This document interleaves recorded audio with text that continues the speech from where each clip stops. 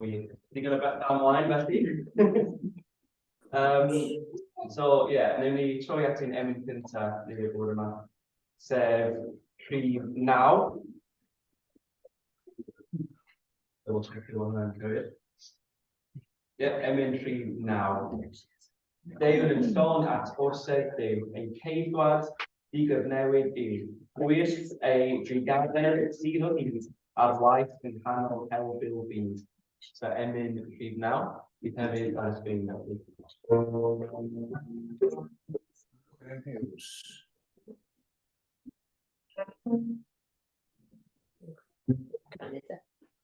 Dyma ni eto, dyma.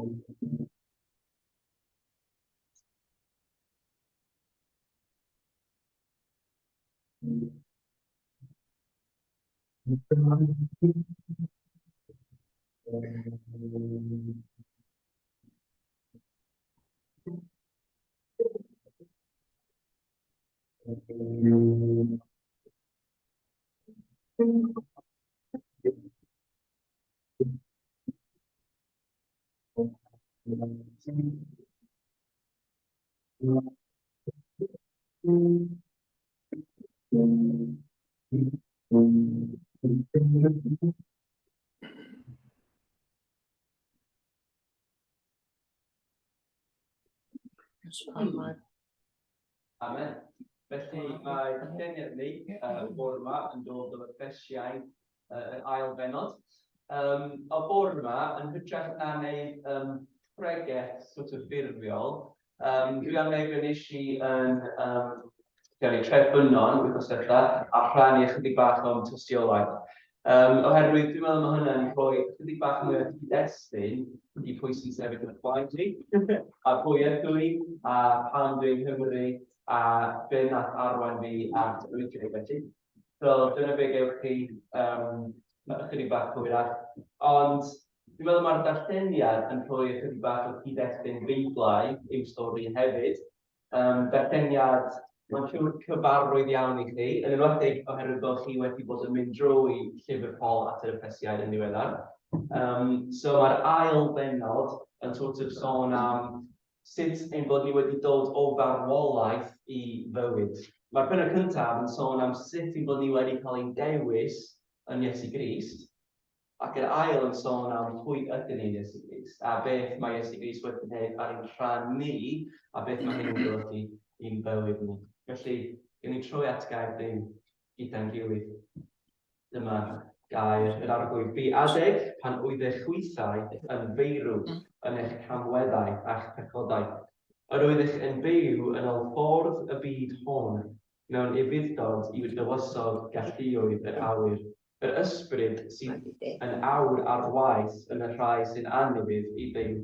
Ymhlith y rhai hynny, yr oedd ymlinau i gyd unwaith, yn byw yn ôl ein chwantau dynol ac yn porthi dymuniadau cnaw a'r synhwyrau. Yr oedd ddim wrth natur fel pawb arall yn gorwedd dan ddigofaint Duw.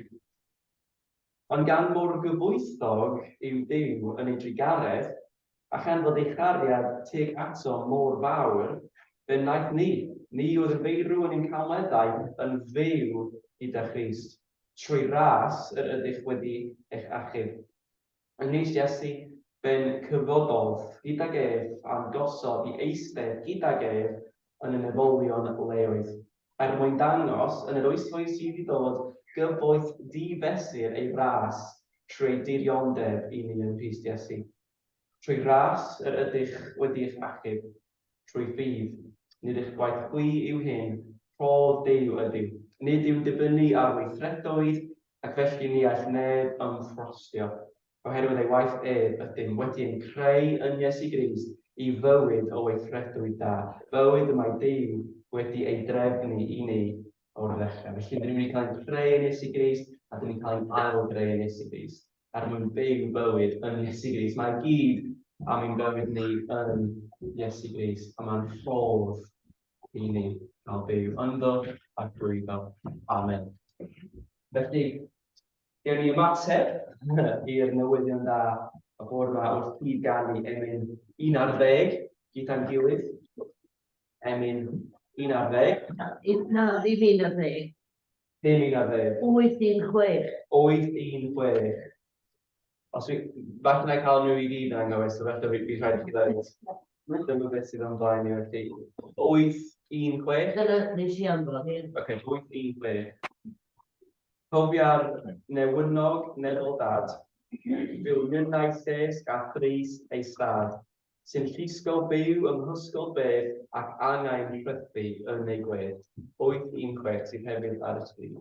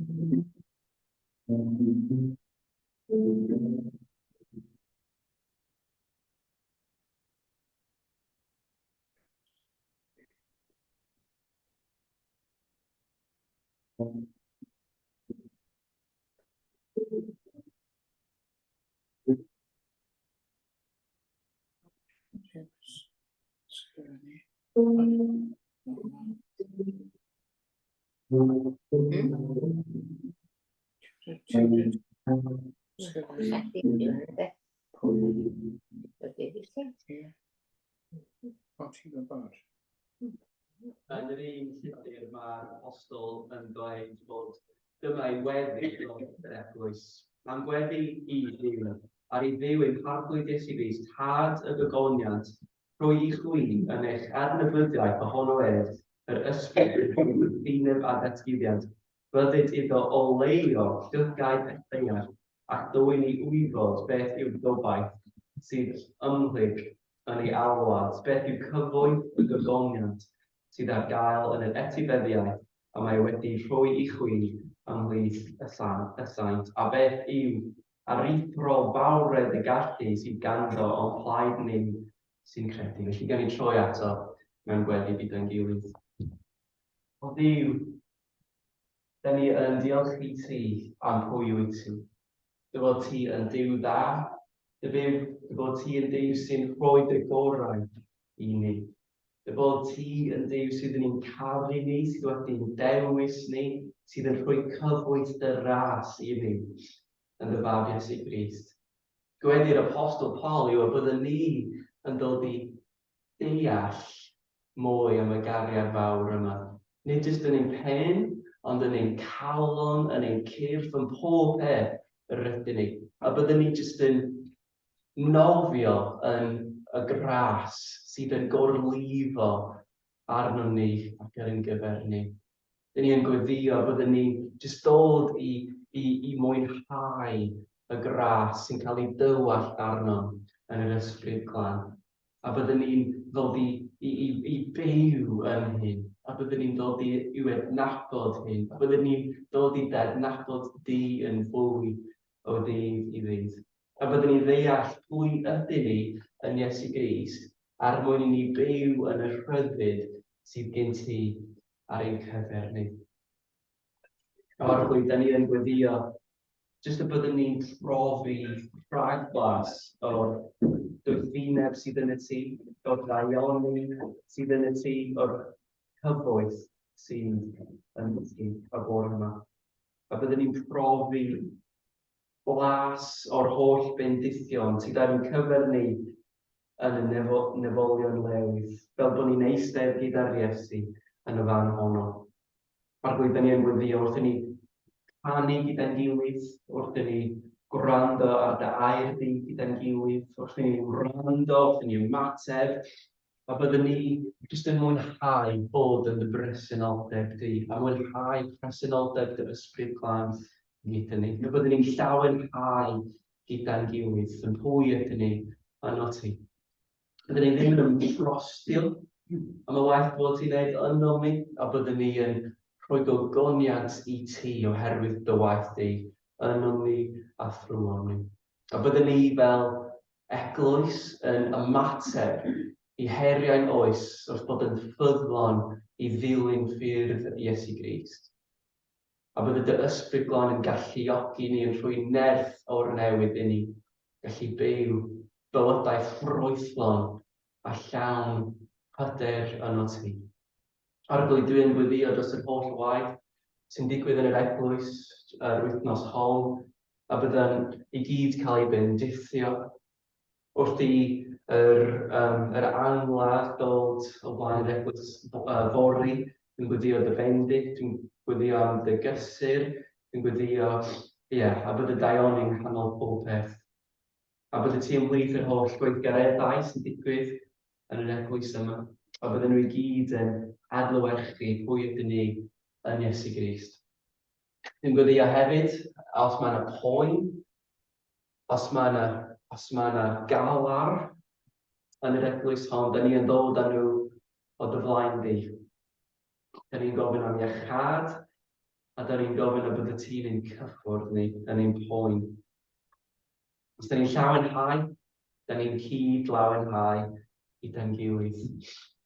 A da ni yn, Arglwydd, jyst yn gweddio a bydd y ti yn dod a sefydlu dy deyrnas yn y llefydd ble mae yna anghyfiawnder, a bydd y cyfiawnder dy deyrnas yn teyrnasu.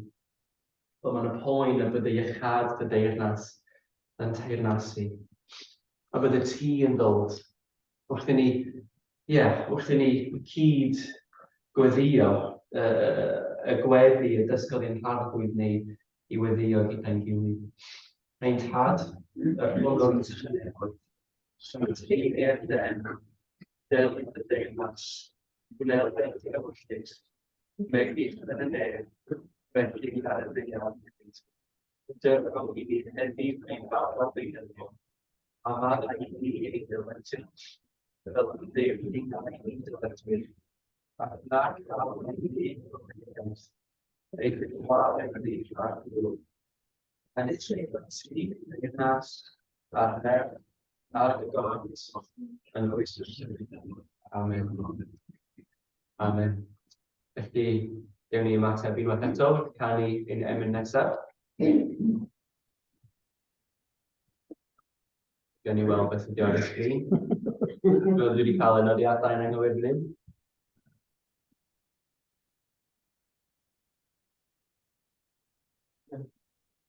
Felly, emyn nesaf ni 805.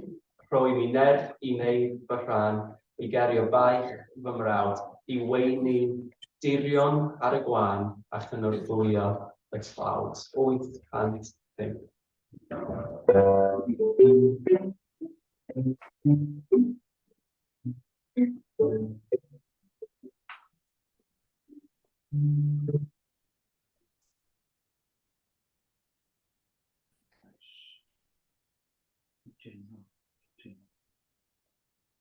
Dingli.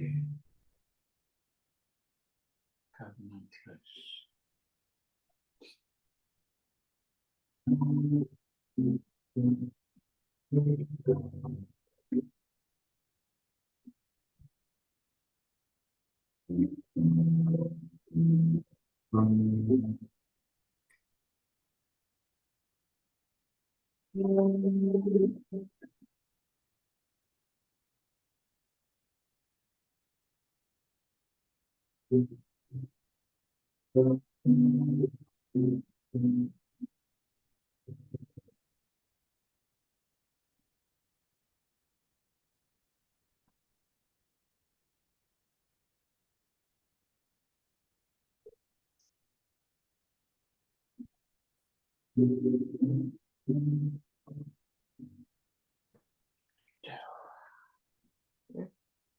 Dingli, ddaw, dingli.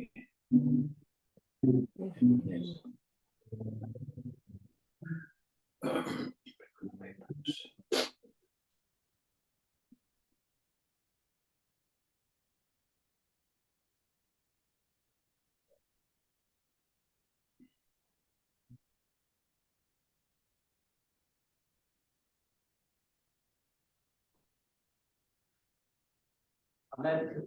Felly fel o'n i'n dweud ar y dechrau, dwi jyst am rhannu ychydig bach am fy stori i, a gyda'r arwain fi ddod yma at yr Wyddgrug. I chi cael gwybod ychydig bach mwy o cyd-destun am pwy ydw i, a pam dwi yma felly. Dyma be nes i yn Rheffynnon wythnos y diwetha, ac oedd Hugh wedi gofyn i mi wneud yr un peth yn fyma i chi. Felly, dwi yn reiddiol, falle fel chi'n gwybod, yn dod o Savannah, Tennessee. So, pwy fysa'n gallu dangos Savannah, Tennessee i mi ar y map? Unrhyw un yn gwybod. Fysa unrhyw un yn gallu dangos Tennessee ar y map i mi? Ie, da iawn. Chydig bach. Mae Tennessee yn y de dwyrain. So, os ydych chi'n gweld Florida, y sort of panhandle bach sy'n sticio i lawr, mynd i fyny a wedyn mynd i'r chwith, a Tennessee ydy'r un hir a flat. A mae Nashville yn y canol, a mae Memphis yn y gorllewin, a dwi reit rhwng y ddau ohonyn nhw. Hanner awr o Alabama a hanner awr o Mississippi. So, os ydych chi byth yn America, byth yn y de, rhowch shout, wneud mam fi wneud brechdan i'r wedyn Pacific. Na, mae'n siŵr bys hi'n wneud fel barbecue, mae hi wrth efo i'r cael y grill allan. Ond, anyway, dyna o ble dwi yn dod yn reiddiol, a nes i tyfu fyny yn fyna, ac os ydych chi'n gwybod am cyd-destun y de, byddwch chi'n gwybod, wel, wedi clywed am y Bible Belt o'r blaen. So, y Bible Belt ydy'r sort of peth yma sy'n dyma ble mae'n diwylliannol i fod yn rhan o'r eglwys neu'r capel neu y bywyd ysbrydol Cristnogol. A dyna ble o'n i yn byw a wedi tyfu fyny, felly o'n i'n cyfarwydd iawn hefo diwylliant capel a bywyd yr eglwys ac yn y blaen. Southern Baptist ydy'r rhan fwyaf yr eglwys i bwy. Ac o fi sort of yn rhan o y diwylliant yn fyna, ond o fi ddim yn mynychu i'r capel yn aml iawn. Oedd y kind of fel, o'n i'n mynd ar y pas, o'n i'n mynd ar y Nadolig, ac o fi ddim really yn hoffi o, fel o ddim really yn rhan o'n fywyd i. Felly, o fi kind of yn ymwybodol o Cristnogaeth, ond bys fi'n dweud bellach rwan, o fi ddim yn deall o gwbl. O'n i'n kind of gweld Cristnogaeth fel rhywbeth ar gyfer pobl neis, ac oedd Iesu yn kind of person neis. Ac os o'ch chi'n Cristion, o'ch chi'n sort of yn neis. O'ch chi'n gwisgo neis, o'ch chi'n mynd i capel, neisted yn neis. A dyna beth o fi'n meddwl. O fi'n meddwl oedd rhaid i chi bod yn Republican, yn ceidwadol yn eich gwleidyddiau. A dim dyna lle o'n i, personol. Felly, o'n i ddim really yn rhan o bywyd yr eglwys. O'n i'n mwy o person oedd yn hoffi skateboarding. A dyna beth o'n i'n neud. O fi wedi gwneud hwnna ers o'n i'n tua 8 blwydd oed, a nes i wneud o tan o fi yn arddegau i. Ond unwaith, pan o fi yn y skate park yn Savannah, Tennessee, oedd gyda ni yn y dre, oedden nhw wedi adeiladu ar cyfer fi a'n ffrindiau, oherwydd oedden ni'n gwneud gymaint o fanas yn y dre, wrth fel slidio ar stuff y dre. Rwy'n fel, na, da ni ddim cael hyn y dim, da ni ddim wedi adeiladu skate park i chi.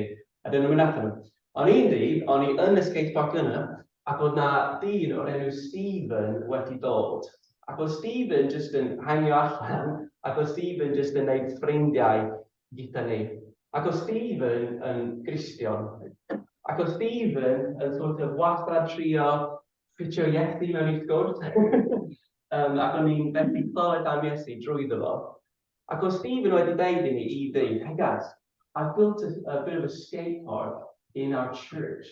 Why don't you guys come to the skate park in the church and come and have some free food and come and hang out?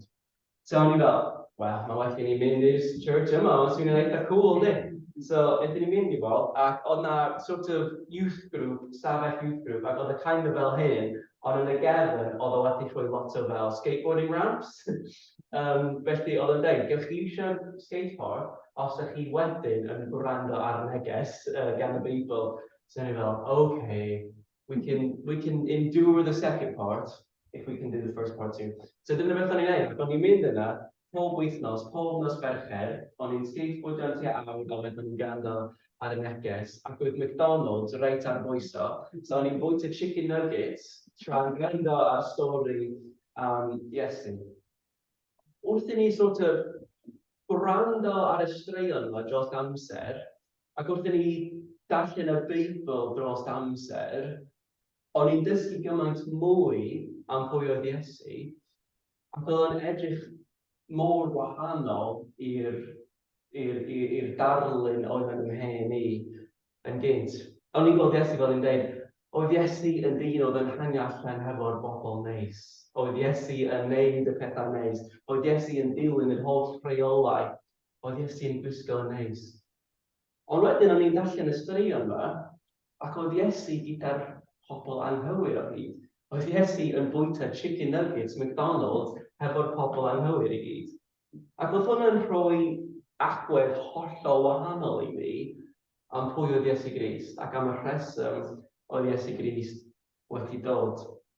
Ac bys fi ddim yn dweud o'n i'n Cristion ar y pryd, ond o'n fi'n kind of yn trio bod yn Gristion mewn ffordd. Ond o'n i'n dal sy'n byw o bywyd skateboarding culture, ond yn y llaw arall o'n i'n dysgu dod i adnabod Iesu, ychydig bach yn mwy hefyd. So am gyfnod o 6 mis, o'n i'n clywed y straeon yma am Iesu, ond o'n i hefyd yn byw o bywyd yma ar yr ochr, gyda'n ffrindiau. A ar ddiwedd y dydd, dim ond fi a un ffrind arall oedd rili yn cychwyn, cael ddiddordeb mawr yn Cristnogaeth.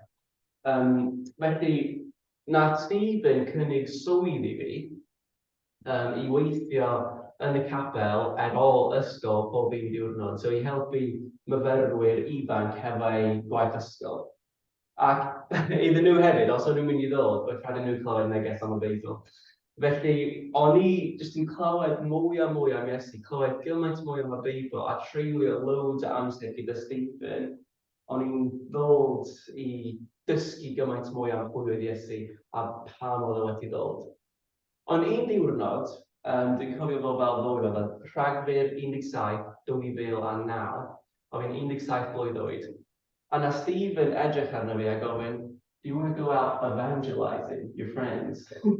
Ac o fi erioed wedi cael ei gair yna fan, i fod yn honest. Do you want to go evangelizing your friends with me? So ni fel, okay. So o fi'n meddwl pwy ydy un ffrind sydd gyda fi sydd angen cael ei neges. Ac o'n i'n meddwl am ffrind oedd yn gwneud cyffeiriad ar y pryd i fod yn honest. So wnaethon ni mynd i tifo, a nath Stephen sort of rhannu y neges am pam oedd Iesu wedi dod i'r ddeiar yn mor eglur, oedd fel o'n i'n clywed am y tro cyntaf. Oedd o'n sôn am sut yn bod ni'n sort of pechaduriaid ar diwedd y dydd, ond bod ni'n stuck mewn cylch o bechod, a bod ni'n methu cael ein hunain allan ohono fo. Ac o'n i'n rili teimlo baich hynny yn y mywyd ar y pryd. O'n i'n rili teimlo fel o'n i'n byw y bywyd yna. Ac o'n i'n stuck mewn cylch o just brifo fy hun a brifo eraill, ac yn enwedig brifo fy mam oherwydd penderfyniadau. Ond oedd o'n deud bod Iesu wedi dod i'n rhyddhau ni ac i rhoi bywyd newydd i ni. Bod o ddim yn benderfynu, bod o ddim yn derbynnu ar ein penderfyniadau ac ein hunan i trio rhyddhau'n hunan, ond bod Iesu wedi dod i'n rhyddhau ni ac i byw o bywyd yn bod ni wedi cael ei creu ar gyfer. A felly oll sydd angen i ni wneud ydy, credu bod hwnna'n wir ac yn profi y rhyddid yna.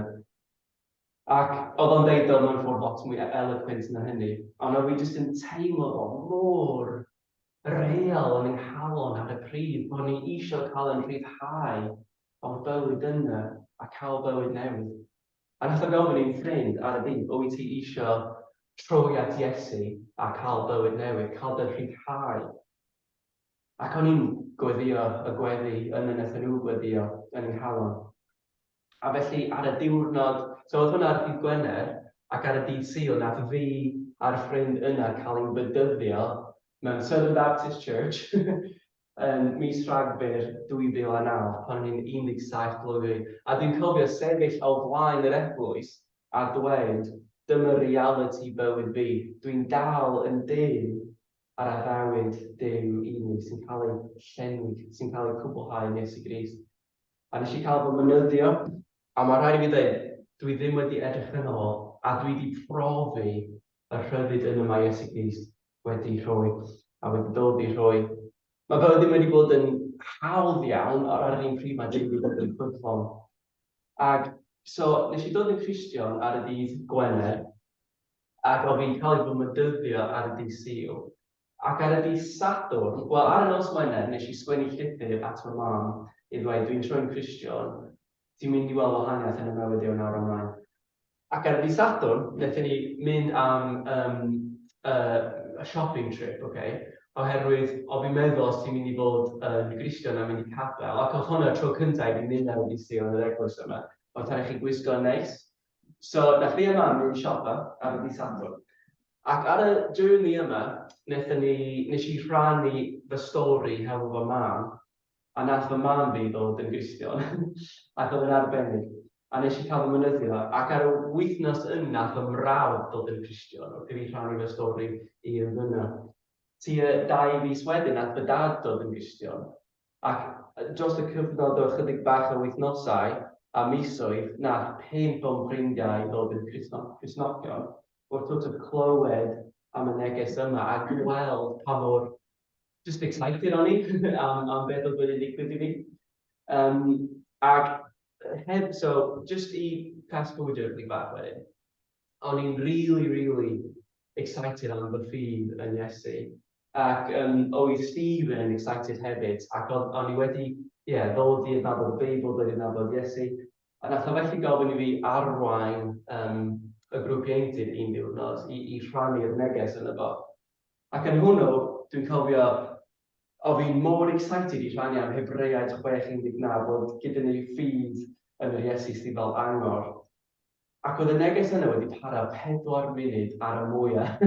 A dwi'n jyst yn chwerthin nawr yn meddwl, basically, y rheswm dwi'n dweud hynny ydy oherwydd oedd Duw yn galw fi o'r dechrau i sort of arwain pethau, ac oedd Duw wedi gofyn i fi sort of, rhannu fy ffydd Cristnogol a creu cymuned o gwmpas ar gyfer y pobl sy'n tu allan yr eglwys. A dyna ble mae baich fi wastad wedi bod, ydy rhannu'r ffydd Cristnogol hefo pobl sydd ddim yn rhan o fywyd yr eglwys. So anyway, nath hwnna cychwyn digwydd ar ôl hynny, ac oedd fi'n 17 blwyddyn oed. A wedyn, ychydig bach ymlaen, o'n i'n 20 blwyddyn oed, ac oedd yna cyfle wedi codi i fi mynd tramor i fod yn rhan o daith eglwysig i gweld eglwysi arall. Ac oedd hynny'n mynd i fod yn Kenya. Felly nes i cychwyn codi arian ar gyfer y taith yma, ac oedd fi 20 blwyddyn oed pryd hynny. Ac oedd fi wedi casglu'r arian ac oedd pobl mor hael tuag at hynny. Ond yn y diwedd oedd y trip wedi cael ei ganslo. Yn anffodus, ond oedd gen i'r arian yma ar gyfer trip. Ac oedd fi 20 blwyddyn oed. A wedyn, o'n i'n meddwl be dwi'n mynd i wneud. Ond ar y pryd oedd yna dyn oedd yn Savannah, Tennessee, ble oedd o wedi tyfu fyny, ond oedd yn dod o Gymru, ac oedd o wedi byw yng Nghymru am 20 o flynyddoedd. A nes i treulio lot o amser hefo fo yn yr haf yna. A nes i dweud y stori am sut o'n i wedi casglu arian ar gyfer y taith yma.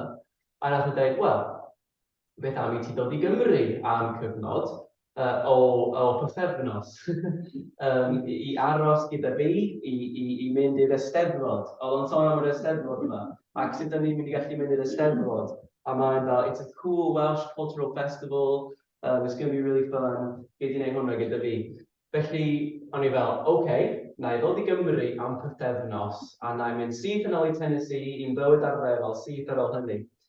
Ond, no lie, 2 noson cyn i fi dod i Gymru am pythefnos, nath o dweud, actually, mae'n y cyfle wedi codi i ti aros yng Nghymru am 6 mis. So o'n i fel, well, not much else going on in life, so na i wneud hynny. Ond ar y pryd o'n i'n gweithio mewn factory yn Tennessee, ac o'n i just ddim yn really hoffi ei fod yn onest. Felly o'n i'n meddwl, oedd o wedi cael yr arian at ei gilydd i fi ddod i Gymru am 6 mis. I mynd i'r Eisteddfod, i mynd i Brifysgol Bangor i dysgu Cymraeg. So o'n i'n meddwl, OK, newn ni wneud hynny felly, pam ddim. O'n i'n fel hoffi antur bach, so dyna fe nes i. So dyna fe nes i. Nes i dod i Gymru yn 2013, so mae nawr 2023, so mae bron wedi bod yn degawd ers i fi ddod yn Gymru rwan, ym mis Gorffennaf. So es i i'r Eisteddfod yn 2013 yn Dinbych, a pwy oedd yna? Ond Catrin Ruth. A nes i gyfarfod Catrin llai na pythefnos ar ôl ddod i Gymru. Ac o'n i'n rhan o'r rhywbeth o'r enw y gorlon. Ac y gorlon oedd pobl ifanc yn rhannu'r ffydd Cristnogol hefo pobl ifanc arall. A dyna beth o'n i'n neud trwy'r nos, ac oedd Robin a Chloe yna hefyd. 2013, nes i gyfarfod nhw am y tro cyntaf hefyd. Ac oedd o'n just amser braf, ac o'n i'n gweld ffydd Catrin, ac oedd hi'n rhannu ei ffydd gyda'r eraill, ac o'n i'n rili hoffi hi. Ond o'n i ddim yn cael bod hefo hi ar y pryd, ac o'n i'n gwybod hynny, felly nes i ddim am gyfnod hi. Ond anyway, we'll leave that to the side. So nes i ddod i Gymru, nes i dysgu Cymraeg, a nes i treulio amser yn Eglwys Carsalem yn Hynarfon. Ac trwy y 6 mis yna, yn Hynarfon, dysgu Cymraeg yn Brifysgol Bangor, o'n i basically wedi disgyn mewn cariad hefo Gymru, ac oedd Duw wedi galw fi i aros yng Nghymru. Ac yn edrych yn ôl, dwi yn credu oedd hynny'n hollol wir. Oedd Duw wedi galw fi i hyn, wedi galw fi aros yng Nghymru, wedi galw fi i fod yn rhan o bywyd yr eglwys yng Nghymru. Felly, nes i, oedd o trwy allan, nes i treulio 6 mlynedd, 6 flynyddoedd yng Nghaersalem, yng Nghaernarfon, jyst yn gweld adnewyddiad yn digwydd yn yr eglwys yna yng Nghaersalem, yng Nghaernarfon, a gweld Duw yn wneud pethau gwych yn fyna. Ac o'n i jyst yn teimlo o'n i wedi cael ein paratoi ar gyfer y gwaith oedd ganddi wedi llyfr ni wrth treulio'r amser yna. A wedyn oedd yna cyfle wedi codi i ni mynd i'r de yn Sir Gar i gweithio i Eglwys Presbyteriaeth Cymru ac i bod yn rhan o pethau yn digwydd fyna. Ac yn y daith Covid, a nath ein cynlluniau mawr troi'n benyweirio, really. Ond yn y daith bendithion anhygoel i ni, sef Paris James a Lle Meirion. Ac trwy hynny gyd, oedd Nan yn rheolwr llinell arna fi.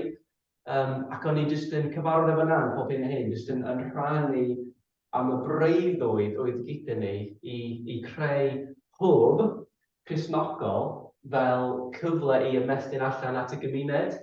Ac o'n i wedi creu cynllun busnes, o'n i wedi creu holl ddyniadau yna, ac o'n i'n mynd i wneud hynny yn y de. Ac ar y diwedd, oedd y cynlluniau yna ddim yn gweithio, ac o'n i'n teimlo'n hollol gytid am y beth oherwydd oedd yn mynd digwydd. A na'n deud i fi, mae'n rhaid oedd hynny 2 neu 3 blynedd yn ôl, beth am i ti ddod i'r Wyddgrug i wneud hynny? Ac o'n i'n chwerthin yn ei fel, bys hwnna'n gret. Ond mae'n rhaid i chi cael swyddi i ni, wrth gwrs. Ond oedd hwnna'n bach o joc ar y bryd, i fod yn onest. A 2 mlynedd yn ddiweddarach, dyma ni'n yr Wyddgrug, a dyma beth ni wedi cael yn galw i wneud. A da ni'n wrth ein boddau i fod yma yn eich plwyf, i wneud y gwaith dwi'n teimlo mae Duw wedi galw ni i wneud pan o'n i'n 17 blwyddyn, i'w bellach yn 30, wedi bod yng Nghymru am degawd, a da ni jyst yn barod i cael yn stuck in gyda chi, i wneud beth mae'r Arglwydd wedi'n galw ni i fod yn rhan ohono fo, i wireddu ar y breuddwyd mae Duw wedi rhoi i ni. A dwi jyst wrth fy modd, dwi wir wrth fy modd i cael bod yma a cael bod yn rhan ohono fo. Mae'n drwg i ni os oedd yn y bach o pob man, dwi ddim efo nodiadau o gwbl, ond o'n i jyst eisiau rhannu chydig bach am fy stori i a pan dwi yma a be nath arwain fi yn fyma, a sut da ni'n gallu edrych yn ôl a gweld bod Duw wedi arwain y holl ffordd, nid mwyn ymffrostio, ond mwyn rhoi gogoniant i'r Arglwydd. Felly dyma fy stori i, a dwi'n edrych ymlaen at gweld ble nath y stori mynd nesaf, gyda chi yn rhan mawr ohono fo. Felly, newn ni jyst trwy at yr Arglwydd felly i gweddio yn gilydd i gorffen.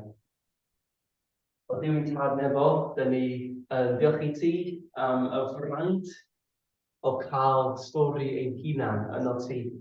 Bod ni'n gweld y cynllun mawr o yr eglwys yn cael ei ethol yn Iesu Grist ar gyfer cwblhau o waith sydd gen ti ar gyfer y eglwys, o adnewyddiad ysbrydol yn y byd. Ond hefyd mae gyda ni stori ni'n hunan o ddod o farwolaeth i fywyd, i byw yn ôl dewyllus ti, y cynllun sydd gen ti ar ein cyfer ni.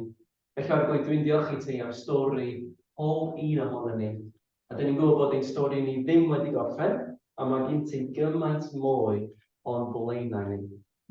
Felly Arglwydd, dyn ni'n dal ar yr addewid hwnnw, ac dyn ni'n edrych ymlaen at gweld beth sydd gen ti ar gyfer ni, fel unigolion, fel eglwys a fel eglwys yma yng Nghymru. Dyn ni'n gwyddio dy bendith di, a dyn ni'n dal yn dyn ar dy addewidion di yn Iesu Grist sydd yn ia yno fo. Yn ei enw dyn ni'n rhoi hyn yn y byd. Amen. Amen. Felly, gen ni ymateb wrth canu gyda'n gilydd ein emyn nesaf. Bydd ar y sgrin i ni rhif 9. Na? Sorry. Na, ydyn ni gychwyn efo rhif 9. Felly, rhif 49. Diolch i ti i'r holl echuog Dduw am yr efengyl sanctaidd. Halleluia. Amen.